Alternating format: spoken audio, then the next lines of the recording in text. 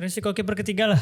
Kalau kata Oki enggak kan kiper ketiga itu nunggu ada kiper 1, kiper 2, kiper 3. Kiper 1 cedera, kiper 2 yang main. Kiper cedera, kiper 1 udah sembuh. Itu susah. itu. Waktu di Persija dia gak dapat kesempatan, akhirnya dapat kesempatan di PSIM. Apakah ini membuktikan akademi Persija yang terbaik di Indonesia saat ini? Tuh ya pasti gitu.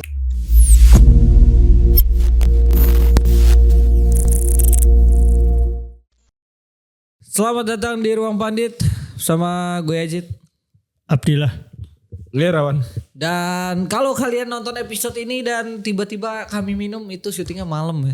Enggak sih. Belum Ramadan. Ramadan. Oke, ntar ke distrek min kok minum ntar gitu biasanya. Gitu, Ntar malam baru sidang isbat. Iya, dari kita tag ini. sidang isbat. Ada komentar yang lebih berkualitas apa malah kok minum. Biasalah gitu. Tiba-tiba minum gitu. Min Kristen yang ya nggak masalah juga sebenarnya kalau Kristen gitu. Kalau ini juga sebetulnya kalau misalkan di awal-awal Ramadan ada tayangan terus siang-siang orang minum, ya harusnya juga bisa nalar ya. Oh, syutingnya belum puasa nih. Iya, sebelumnya nih berarti tapping nih gitu. Iya. Bukan live gitu. Lah iya pakai taping gitu. Iya. Dan oke lah, kita bahas lagi satu tim Super League musim ini gitu. Kita udah bahas banyak tim papan atas, biasanya Persib kita bahas mulu ya, Persib. Sampai dibilang kalau bahas Persib mulu dibilang Pandit ganti nama aja di Pandit Persib. Kalau kita bahas Persija dibilang sekarang Pandit Persija banget. Apa maunya sih? Persija. Padahal kita Persebaya bos. Belum aja nih satu episode kita pakai jersey Persebaya semua. Iya, ada jersey itu. Persebaya jersey Imlek kan lebih Belum datang. Itu tuh coba tuh. Karena memang sebenarnya yang paling banyak episode ditonton tuh Persebaya bos. Persibaya. Bahkan episode Persib, episode Borneo, episode Persija kalah semua episode Persebaya. Dan satu lagi nih yang akan kita bahas, yaitu PSIM Yogyakarta. Iya, dulu pernah kita bahas dan banyak juga itu ternyata emang Jawa semua ya, Pandit. Jawa semua, orang Jawa nih. Secara kultur. Kita ada orang Jawa kita. Ada orang dalam Persebaya? Iya, ada orang dalam Persebaya, orang dalam Inter. Jawa Pos. Iya, gitu.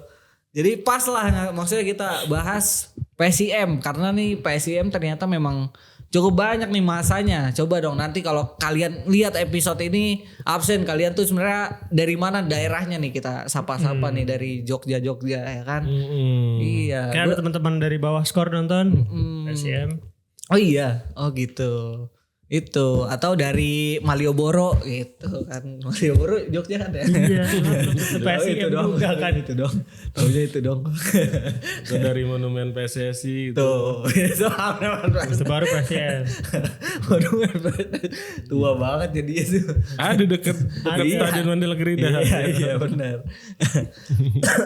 Karena memang PSIM jadi salah satu tim apa ya, promosi ya. Yang paling mencuri perhatian musim ini. Sebenarnya rekornya juga paling bagus. Dari segi klasemen memang beda 3 poin doang dari sama Bayangkara gitu. PSIM di peringkat 7 dengan 32 poin, sedangkan Bayangkara ada di peringkat 9 dengan 29 poin. Ya beda jauh lah sama Persijap gitu. Jauh lah. PSIM ini kayak Como di Serie A promosi, langsung ke papan tengah. Papan tengah dulu ya, nggak kayak Malut musim kemarin tiba-tiba jago. Tiba-tiba di atas. Iya, kalau Malut tiba-tiba jago musim kemarin. Kalau Malut berarti kayak Juventus waktu habis degradasi gara-gara Calciopoli. Gitu ya. Tiba-tiba promosi. Dipegang Conte ya. Promosi langsung mulai jago. Langsung hat-trick. Padahal emang dari dulu sebenarnya udah jago. Udah jago, cuman Calciopoli jadi turun gitu. Dan beberapa pemain juga bertahan kan itu ya. Iya, Del Piero dan Trezeguet, Del Piero, Camoranesi, Buffon. Iya, benar. Itu artinya ya PSIM sebagaimana tim promosi masih ada di papan tengah itu sebenarnya kalau gue ngeliatnya normal sih. Kalau lu ngeliatnya gimana, Dik?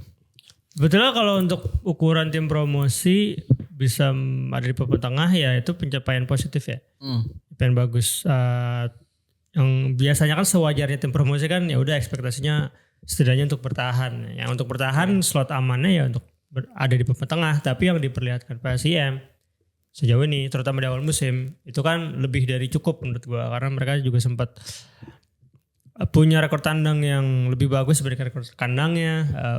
Mereka sempat mengejutkan beberapa tim-tim besar juga, bahkan dengan skuad yang ya walaupun ada beberapa pemain kunci kayak Z dan lain-lain, tapi beberapa pemain muda mereka yang justru di luar dugaan. Wah, ternyata mereka jadi semenopang itu untuk tim. Ada Raka, ada Cahya. Itu kan mereka masih membawa spirit mereka juara Liga 2 di musim lalu yang akhirnya terus terjaga sampai setidaknya pertengahan musim. Yang nggak tahu nih, sebulan 2 bulan belakangan udah mulai lagi goyang nih. Kan sepanjang Februari mereka udah kalau nggak salah 3 kali main, 2 imbang 1 kalah gitu. Pokoknya intinya belum pernah menang nih di Februari. Pokoknya 4 pertandingan terakhir tuh mereka nggak menang gitu.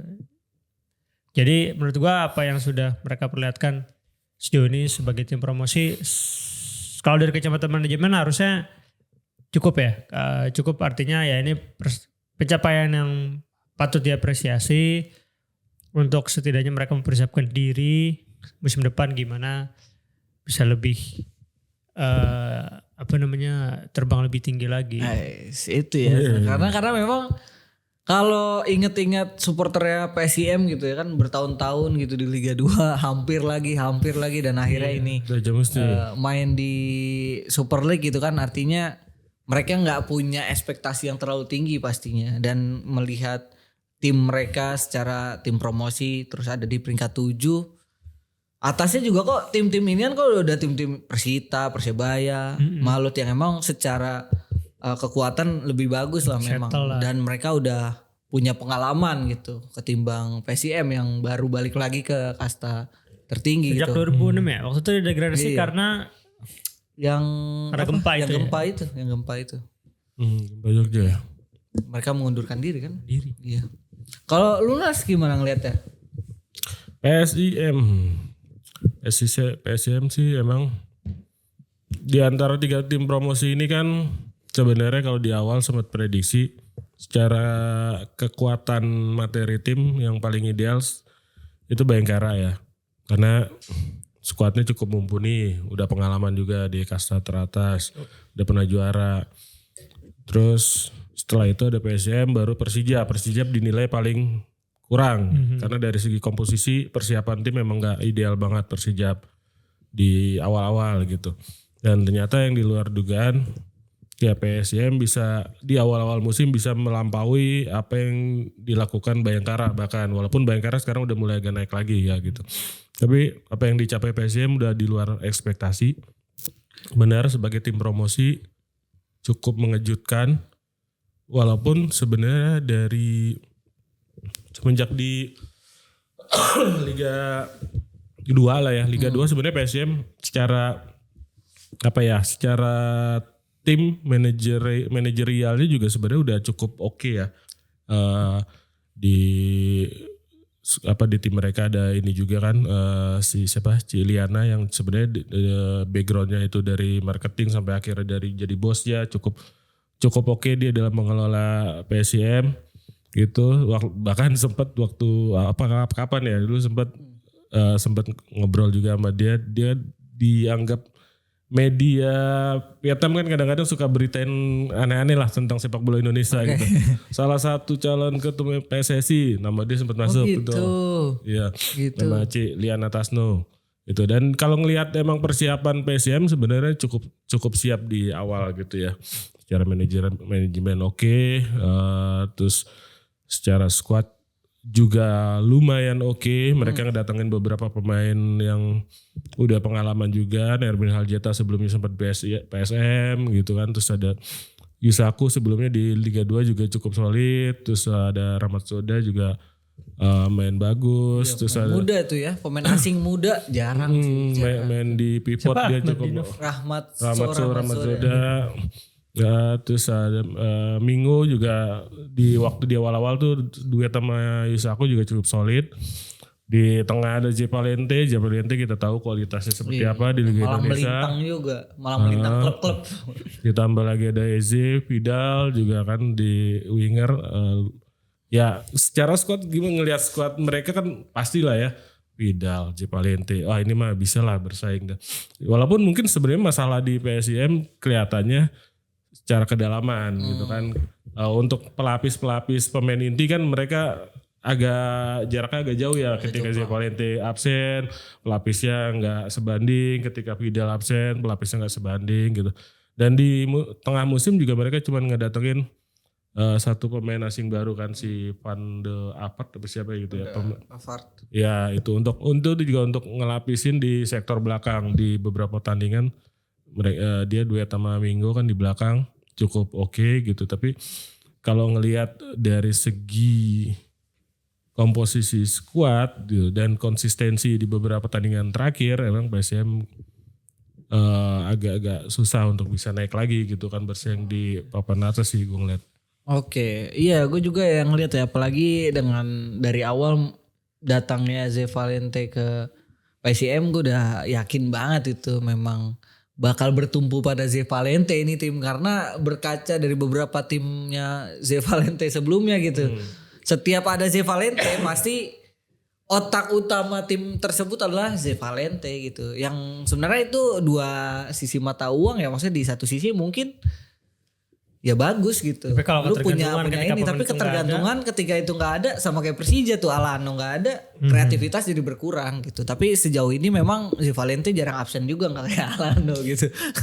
Cepalente masih bisa mengontrol emosi. Iya, Cepalente ya kapten yang bijak juga, gue ngelihatnya sosok yang memang patutlah dijadikan otak utama tim. Cuman yang jadi masalah adalah memang tim-tim jadi lebih mudah gitu buat nutup PSIM, yaitu ya, dengan mematikan Cepalente aja gitu. Kan kalau secara kedalaman skuad memang belum terlalu dalam, tapi itu kita juga lihat di PSIM kan ada beberapa pemain lokal yang senior yang juga bisa mungkin secara psikologis bisa ngebawa motivasi adik-adiknya. Ada Reva di situ. Reva yang jelas. Ya sebagai apa ya salah satu sosok abang-abangan di lapangan yang dan dia salah satu kapten juga nggak salah ya di tim. Jadi maksudnya ada faktor teknis dari Ezekiel dan lain-lain. Ya secara non teknis, secara psikologis ya kehadiran beberapa pemain senior di lapangan juga berpengaruh, dan mungkin itu jadi salah satu yang ya sejauh ini bikin PSIM ada di titik sekarang gitu. Ya nggak yang di atas banget, tapi nggak yang drop banget gitu sebagai tim promosi. Karena pemain mudanya kalau gue lihat umurnya sebenarnya banyak mudanya memang tim ini gitu. Apalagi bahkan mereka mengandalkan kiper utama mereka aja kiper muda gitu. U23 ya? Iya, Cahya Supriyadi yang sebenarnya di Persija aja sulit gitu dapat kesempatan gitu. Tapi di PSIM karena Persija kipernya Brazil sulit. Iya maksudnya.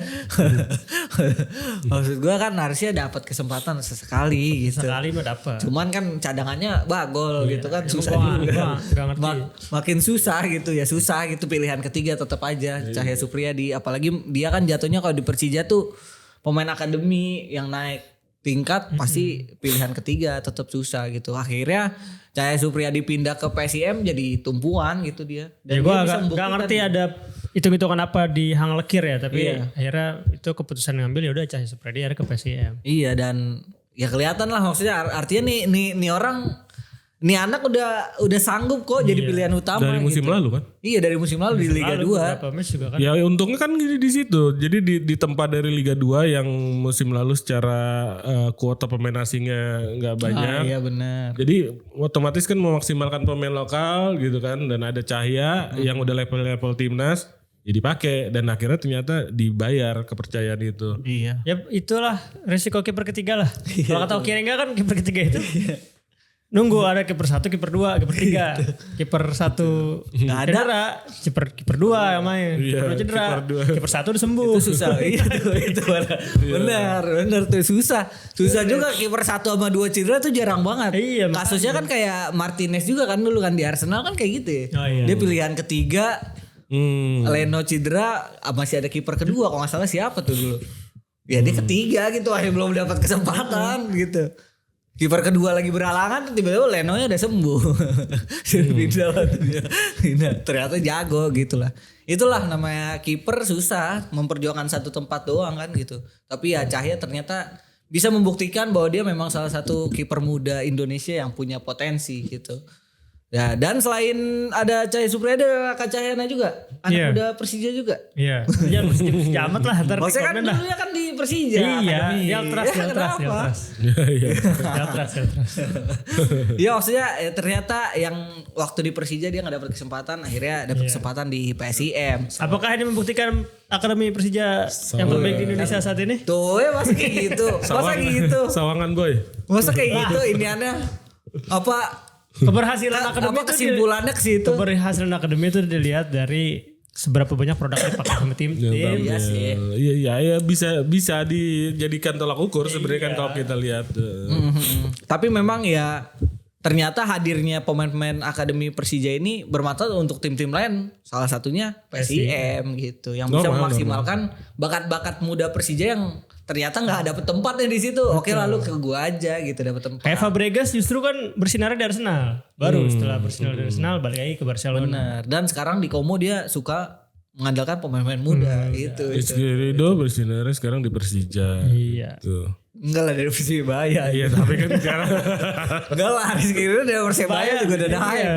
Iya. Marcelino sekarang bersinarnya di Timnas. Di Timnas. Iya. Di Persebaya kan sebentar kan enggak lama. Donitri Ngapa? bersinarnya di Timnas. Di Timnas. Dia kan pemain Timnas. Dia kan magang di Persija. Tapi memang salah satu ini gue ngelihat pemilihan asingnya PSIM ya gitu. Gue ngeliatnya efektif aja gitu. Dan dia kan gak ganti banyak pemain kan akhirnya. Gak mendatangkan banyak pengganti pemain asing gitu. Gak kayak tim-tim lain yang banyak datengin pemain asing, ganti bongkar pasang pemain asing gitu. Ini tim ternyata efektif gitu pembeliannya. Menurut lu gimana Mas pemain asing pilihan PSIM musim ini? Sebagai tim promosi apalagi? Iya, efektivitas PSIM ini kalau gue ngeliat kan dilatari dua aspek lah ya. Pertama soal aspek kebutuhan tim. Mungkin di mata Jan Paul van Gastel kebutuhan tim yang darurat adalah mendatangkan pemain A, B, C, D, E dan itu udah dilakukan gitu. Termasuk di tengah musim ini datengin Van de Apert itu satu-satunya pemain asing yang didatangkan gitu. Aspek kedua untuk mengakali kondisi finansial. Mungkin kondisi finansial PSM belum sekuat tim-tim yang udah banyak duit lah ya mungkin gitu. Jadi mereka coba mengakali dengan perekrutan yang efektif gitu, nggak jor-joran beli pemain baru gitu, kontrak gaji tinggi. Yang penting bagi mereka pemain-pemain yang didatangkan ini efektif gitu, dan emang sebenarnya udah kelihatan sih dari di awal ketika ya Vidal, Jepalente gitu kan, terus dan lain-lain masuk, terus Rapina yang sempat di musim lalu jadi andalan banget PSIM di itu pas promosi tapi nggak dipakai gitu kan, berarti kan ada perbedaan filosofi Jan Paul van Gastel dengan gaya permainan Rapina yang mungkin nggak klop gitu, dan akhirnya Rapina dilepas gitu kan. Kalau ngelihat sih sejauh ini cukup efektif gitu, kelihatan kepake semua walaupun ada beberapa yang mungkin nggak terlalu kepake kayak si Korpe apa siapa gitu, terus beberapa nama lain, tapi sebagian besar pemain asingnya sih yang direkrut benar-benar punya dampak efektif banget ke tim. Itu ya. Dan maksud gue dia sebagai promosi dan pertama kali masuk Super League make langsung 11 pemain kan nggak impulsif banget gitu ini tim gitu, nggak langsung yang ngambil pemain yang berkelas papan atas gitu. Jadi efektif gue bilang karena itu pemain-pemain yang udah berpengalaman di Liga 1 yang diambil gitu. Ya lebih ke nggak mau ambil risiko, main aman, ambil pemain udah pasti teruji lah. Iya, udah cunin lah sama udah Liga gitu. Satu sisi dari segi budget juga kita nggak bisa nih yang up banget. Ya udahlah gimana caranya dapat di tengah-tengah yang enggak pemainnya juga enggak macem-macem, enggak bengal, kebanyakan kartu dan segala macem. Iya benar itu juga. Iya, jadi mungkin mindset dari manajemennya di awal musim perdana mereka balik ke kasta tertinggi ya itu. Kita nggak tahu di musim depan mungkin ada target lain lagi dari manajemen PSIM kan. Iya, paling soalnya yang bisa ditingkatin kan pemain lokal ya. Kalau dulu gimana susunan lokal musim ini PSIM? Musim ini sebetulnya kalau ngomongin pemain lokal terutama pemain muda udah cukup ngegendong ya PSIM ya. Karena kan dari beberapa pemain juga kelihatannya selain Raka yang udah Raka juga sebetulnya lumayan sangat bisa dibilang pemain penting lah di tim. Di flank sebagai fullback kanan, pemain muda yang potensial. Jadi menurut gue kehadiran pemain lokal. Jadi PSM tuh nggak melulu soal Z, nggak melulu soal Vidal, ada Raka Cahyana dan Cahya Supriyadi, dan kayak tadi sempat gue bilang ada kehadiran Reva Adi untuk pengemong yang ngomong pemain-pemain lokal di tim juga, itu bikin ya secara psikologis PSM juga udah oke lah musim ini. Iya, musim ini kayak Fareza Sudin ada tuh, Savio Seva itu. Savio Seva. Iya benar. Savio Seva. Iya, maksudnya pemain-pemain yang sebenarnya di Indonesia kan kita biasanya kalau lokal kan hitungannya ini, apalagi yang jarang lihat lah gitu ya. Pemain-pemain lokal pasti harus ngambil yang level timnas lah, yang emang dia tuh udah terkenal lah gitu, namanya udah melintang gitu. Iya, udah. Setidaknya pemain lokalnya pasti kalau 2-3 hampir bisa dipastikan pemain pelapis doang. Kayak misalkan lagi kondisi-kondisi udah menang, udah lu turun deh. Dan makanya biasanya pemain lokal tuh harum-harum lah gitu namanya kalau udah di Super League gitu. Tapi ini PSM kok nggak salah masih banyak pemain-pemain yang lokalnya lokal gitu yang masih dari Liga 2-nya mereka juga gitu. Dan menurut gue ya cukup bagus lah, efektif gitu. Ya jangka panjang bagus. Iya. Terakhir kira-kira ada di mana kita melihat PSM di akhir musim kira-kira Mas ke depannya?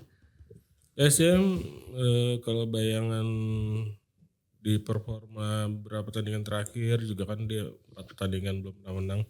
Kondisinya juga fluktuatif kan PSM sejauh ini. Iya. Jadi dengan kondisi tim saat ini kayaknya masih ada di papan tengah lah ya. Papan tengah di posisi sekarang mungkin naik 2-3 peringkat gitu udah paling bagus gitu. Yang pasti nggak bakal sampai anjlok banget gitu. Ada potensi naik tapi nggak akan pesat juga, nggak bakal naik sampai mungkin 4 atau 5 besar gitu. Bukannya nggak bakal sih ya, tapi agak-agak sulit gitu.